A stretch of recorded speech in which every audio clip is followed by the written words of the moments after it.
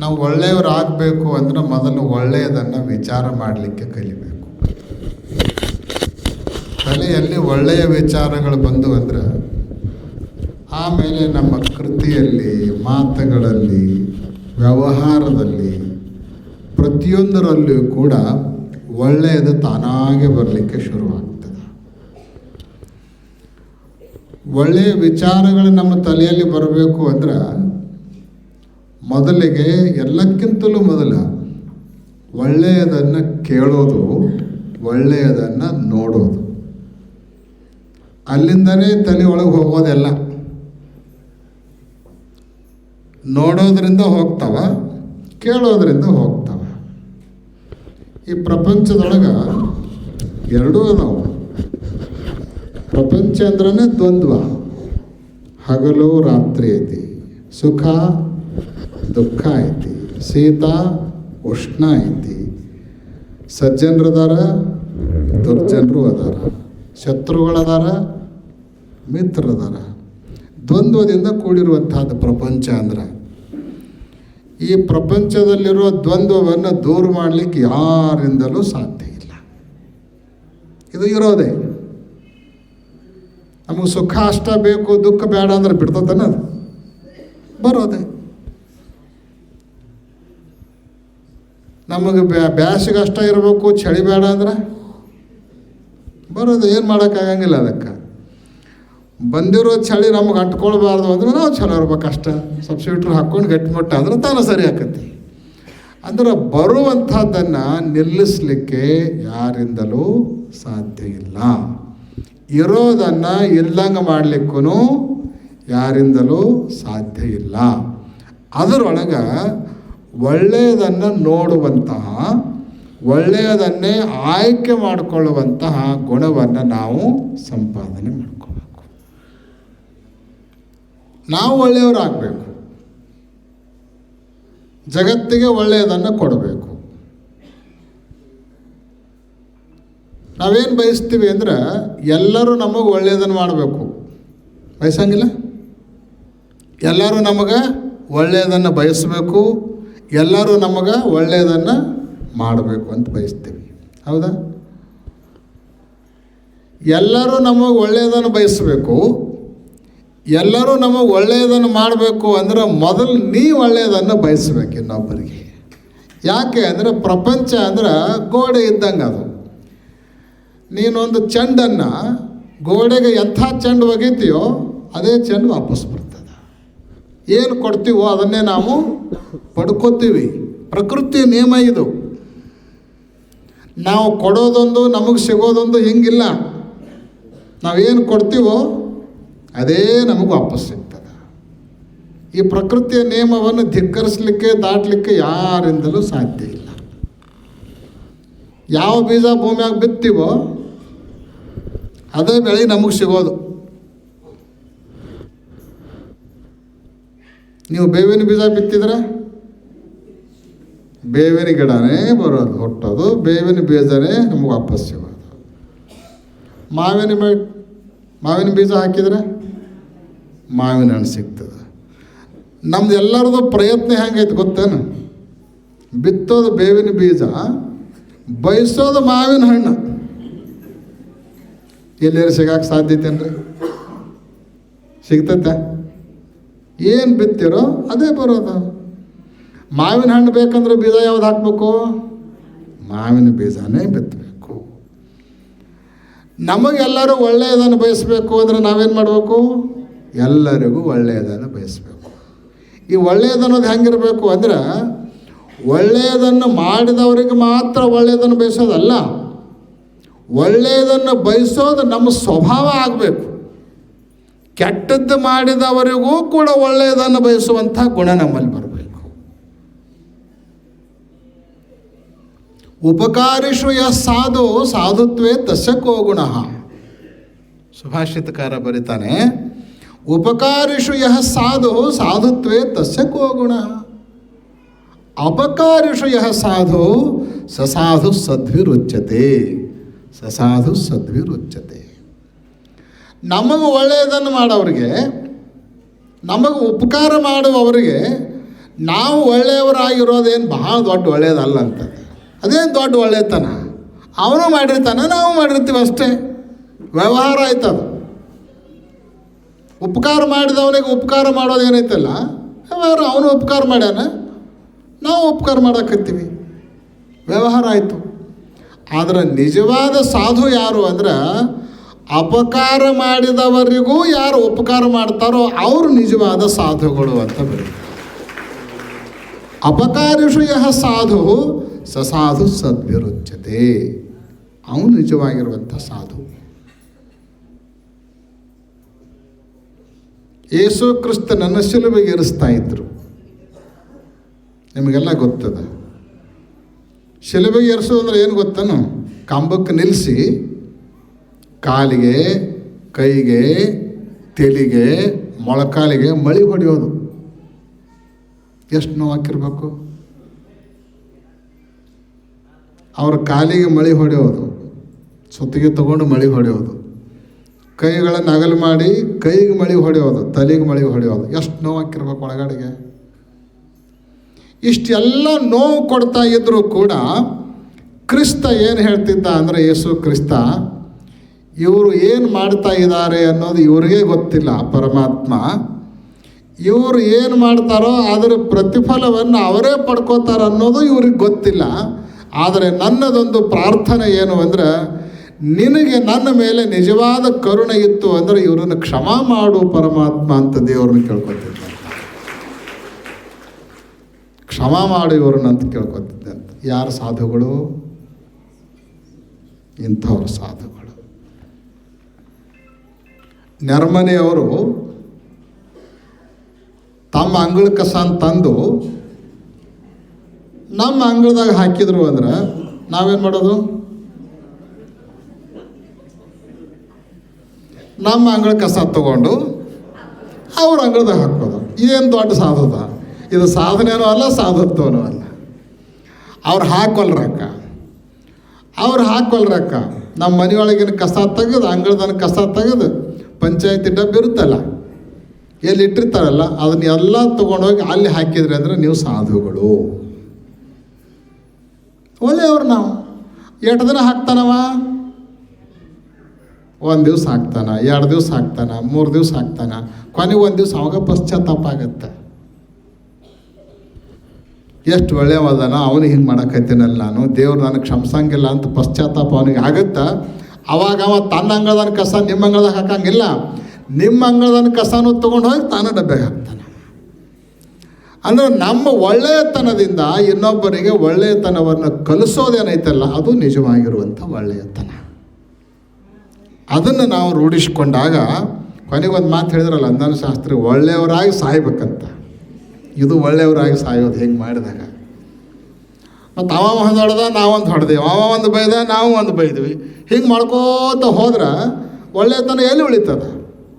ಯಾರೋ ಒಬ್ಬರು ಸೋಲ್ಬೇಕು, ಯಾರೋ ಒಬ್ಬರು ನಿಜವಾದ ಒಳ್ಳೆಯತನವನ್ನು ರೂಢಿಸ್ಕೊಳ್ಬೇಕು. ಆವಾಗನೇ ಕೆಟ್ಟದ್ದು ಈ ಪ್ರಪಂಚದಿಂದ ದೂರ ಸರಿಯಲಿಕ್ಕೆ ಸಾಧ್ಯ ಆಗ್ತದೆ. ಹಂಗೆ ಒಳ್ಳೆಯದನ್ನು ನಾವು ರೂಢಿಸ್ಕೊಳ್ಬೇಕು. ಹಿಂಗೆ ನಾವು ಒಳ್ಳೆಯವರಾಗಬೇಕು ಅಂದರೆ ಏನು ಮಾಡಬೇಕು ಅಂದರೆ, ನಮ್ಮ ಜೈನಾಪುರ ಸ್ವಾಮಿಗಳು ಹೇಳಿದರು, ಗುರುಗಳ ಕಡೆ ಹೋಗಬೇಕು, ಗುರುಗಳಿಂದ ಉಪದೇಶ ಮಾಡಬೇಕು. ಈಗ ನಾಡಕತ್ತಿರಲ್ಲ, ಇದು ತಿಂಗಳ ಬರ್ತೀರಿ, 4 ಒಳ್ಳೆ ಮಾತುಗಳನ್ನು ಕೇಳ್ತೀರಿ. ಒಬ್ಬೊಬ್ಬರಿಗೆ ಒಂದೊಂದು ದಿವಸ, ಒಬ್ಬೊಬ್ಬರಿಗೆ ಒಂದೊಂದು ದಿವಸ ಆ ಮಾತುಗಳು ಹಿಡಿಸ್ತಾವ. ಆ ಮಾತುಗಳ ಮೂಲಕ ತಮ್ಮ ಜೀವನದೊಳಗೆ ಒಂದೇನೋ ಸಣ್ಣ ಪರಿವರ್ತನೆಯನ್ನು ತೊಗೊಂಡು ಬರ್ತಾರೆ. ಆ ಸಣ್ಣ ಪರಿವರ್ತನೆಯೇ ದೊಡ್ಡದಾಗಿ ಅವ್ರ ಜೀವನನೇ ಸ್ವರ್ಗ ಆಗಿಬಿಡ್ತದೆ. ಕಾರಣ ಯಾವುದು? ಗುರುಗಳ ಸಾಮೀಪ್ಯ, ಗುರುಗಳ ಸಾನ್ನಿಧ್ಯ. ಅದಕ್ಕೆ ಗುರು ಪದ ಅಂದರೆ ಏನು ಗೊತ್ತನ್ನೋದು ಬಹಳ ಶ್ರೇಷ್ಠವಾಗಿರುವಂಥ ಪದ ಅದು. ಒಬ್ಬ ಕವಿ ಬಹಳ ಸುಂದರವಾಗಿ ಒಂದು ಮಾತು ಬರೆದಾನೆ. ಏನು ಅಂದ್ರೆ, ತಾಪರಹಿತ ಪದಂ ಗುರುಪದಂ ಅಂತ. ತಾಪರಹಿತ ಪದಂ ಗುರುಪದಂ. ಇದರೊಳಗೆ ಗುರುವಿನಲ್ಲಿರೋ ಎಲ್ಲ ಲಕ್ಷಣಗಳನ್ನು ಹೇಳಿಬಿಟ್ಟ, ಬಹುತೇಕ ಎಲ್ಲ ಲಕ್ಷಣಗಳನ್ನು. 3 ಶಬ್ದಗಳು: ತಾಪರಹಿತ ಪದ, ಗುರುಪದ. ಮೂರೇ ಶಬ್ದದೊಳಗೆ ಗುರುವಿನ ಎಲ್ಲ ಲಕ್ಷಣಗಳನ್ನು ಹೇಳಿಬಿಟ್ಟಾರೆ. ಒಂದೊಂದು ಅಕ್ಷರ ಬಿಟ್ಕೋತ ಹೋಗ್ರಿ ನೀವು. ಮೊದಲನೇದು ಏನು ಅಂದ್ರೆ ತಾಪ ಅಂದ್ರೆ 3 ತಾಪಗಳು: ಆದಿ ಭೌತಿಕ ತಾಪ, ಆಧ್ಯಾತ್ಮಿಕ ತಾಪ, ಆದಿ ದೈವಿಕ ತಾಪ ಅಂತ 3 ತಾಪಗಳನ್ನು ಹೇಳ್ಯಾರ ಶಾಸ್ತ್ರದಲ್ಲಿ. ಆ 3 ತಾಪಗಳನ್ನು ನಿವಾರಣೆ ಮಾಡುವಂತಹ ನಿಜವಾದ ಪದ ಯಾವುದು ಅಂದ್ರೆ ಅದು ಗುರುಪದ ಅಂತ. ತಾಪರಹಿತ ಪದಂ ಗುರುಪದಂ. ಮೊದಲನೇದು ತಾ ತೆಗಿರಿ, ಏನು ಉಳಿತು? ಅಲ್ಲ ಮುಂದಿಂದೆಲ್ಲ ಹೇಳ್ರಲ್ಲ, ಬರೇ ಪ ಅಂದ್ರೆ ಪರಹಿತ ಪದಂ ಗುರುಪದಂ. ತಾ ತೆಗಿರಿ, ಪರಹಿತ ಪದಂ ಗುರುಪದಂ. ಗುರುವಿನ ಪದ ಎಂಥದ್ದು ಅಂದ್ರೆ ಇನ್ನೊಬ್ಬರಿಗೆ ಹಿತವನ್ನೇ ಬಯಸುವಂಥ ಪದ. ಶಾಸ್ತ್ರದಲ್ಲಿ ಶ್ರೇಯೋ ಮಾರ್ಗ ಪ್ರೇಯೋ ಮಾರ್ಗ ಅಂತ ಬರ್ತಾವೆ. ಅದನ್ನೆಲ್ಲ ಭಾಳ ದೊಡ್ಡ ಗದ್ದಲದ, ಅದನ್ನ ಹೇಳಂಗಿಲ್ಲ ನಿಮಗೆ. ಸುಮ್ಮನೆ ತಿಳಿಯುವಂಗೆ ಹೇಳಬೇಕು ಅಂದ್ರೆ, ನಿಮಗೆ ಅರ್ಥ ಆಗೋ ಭಾಷೆಯಲ್ಲಿ ಹೇಳಬೇಕು ಅಂದ್ರೆ, ಜ್ವರ ಬಂದಾಗ ಗುಳಿಗೆ ತಗೊಳ್ಳೋದು ಶ್ರೇಯೋ ಮಾರ್ಗ. ರುಚಿ ಇರಂಗಿಲ್ಲ ಗುಳಿಗೆ, ರುಚಿ ಇರ್ತಾವ, ಒತ್ತಾಯ ಮಾಡಿ ಉಣಿಸ್ಬೇಕು ಅದನ್ನು ಗುಳಿಗಿನ. ಆದ್ರೆ ಜ್ವರ ಬಂದಾಗೂ ಕೂಡ ಬಜ್ಜಿ ತಿನ್ನೋದೇನೈತಲ್ಲ ಪ್ರೇಯೋ ಮಾರ್ಗ. ಅದು ಪ್ರೀತಿ ಅನಿಸ್ತತಿ, ಬೇಕಾಗಿರ್ತತಿ. ಅದ್ರ ಒಳಗೋಗಿ ಏನು ಮಾಡ್ತತಿ? ಆರೋಗ್ಯ ಹಾಳು ಮಾಡ್ತತಿ. ಬಜ್ಜಿ ತಿನ್ನೋದು ಪ್ರೇಯೋ ಮಾರ್ಗ, ಗುಳಿಗೆ ತಗೊಳ್ಳೋದು ಶ್ರೇಯೋ ಮಾರ್ಗ. ಶ್ರೇಯೋ ಮಾರ್ಗ. ಈ ಶ್ರೇಯೋ ಮಾರ್ಗವನ್ನು ಉಪದೇಶ ಮಾಡುವ ಪದ ಯಾವುದು ಅಂದ್ರೆ ಅದೇ ಗುರುಪದ. ಪರಹಿತ ಪದಂ ಗುರುಪದಂ. ಆಮೇಲೆ ಪನು ತೆಗಿರಿ, ಏನುಳಿತು? ರಹಿತ ಪದಂ ಗುರುಪದಂ. ರಹಿತ ಪದಂ ಗುರುಪದಂ. ಯಾವುದೇ ಪದಗಳನ್ನು ಬಯಸದೇ ಇರುವಂತಹ ಮತ್ತು ಪದಗಳ ಆಕಾಂಕ್ಷೆಯನ್ನು ನಿವಾರಣೆ ಮಾಡುವಂತಹ ಶ್ರೇಷ್ಠವಾದ ಸ್ಥಾನ ಯಾವುದು ಅಂದರೆ ಅದುವೇ ಗುರುವಿನ ಸ್ಥಾನ ಅನ್ನುವಂಥ ಮಾತನ್ನು ಬರ್ಕೊಂಡು ಸ್ಥಾನಗಳು ತಾನಾಗೆ ಬರ್ತಿರ್ತಾರೆ. ಆ ಸ್ಥಾನಕ್ಕೆ ಅಂಟ್ಕೊಂಡ್ಕೊಂಡಿರುವಂಥವನು ಗುರುವಲ್ಲ. ಆ ಸ್ಥಾನಗಳು ಇರ್ತಾವ ಹೊಕ್ಕವ, ಅದು ಇದ್ದು ಇರ್ಲಾರ್ದಂಗೆ ಇರುವ ಪದ ಯಾವುದು ಅಂದ್ರೆ ಅದುವೇ ಗುರುಪದ. ರಹಿತ ಪದಂ ಗುರುಪದಂ. ರನು ತೆಗಿರಿ, ಏನು ಉಳಿತು? ಹಿತಪದಂ ಗುರುಪದಂ. ಎಲ್ಲರಿಗೂ ಕೂಡ ಹಿತವನ್ನೇ ಉಂಟು ಮಾಡುವಂತಹ ಪದ ಐತಲ್ಲ, ಅದುವೇ ಗುರುಪದ. ಸುಮ್ಮನೆ ನಿಮಗೆ ಒಂದೊಂದು ವಿಶ್ಲೇಷಣೆ ಮಾಡೋಕೆ ಹೋದ್ರೆ ಒಂದೊಂದು ಅಕ್ಷರ ತೆಗೆದು ಒಂದೊಂದು ದಿವಸ ಪ್ರವಚನ ಮಾಡ್ಬೋದು. ಒಂದೊಂದೇ ಅಕ್ಷರ ತೆಗೆದು ಒಂದೊಂದು ದಿವಸ ಪ್ರವಚನ ಮಾಡ್ಬೋದು. ಸುಮ್ಮನೆ ಅರ್ಥ ಆಗೋ ರೀತಿಯಲ್ಲಿ ಹೇಳಕತ್ತೆ ನಿಮಗೆ. ಹಿತಪದಂ ಗುರುಪದಂ. ಹೀನು ತೆಗೆದು ಬಿಡ್ರಿ, ಏನು ಉಳಿತು? ತಪದಂ ಗುರುಪದಂ.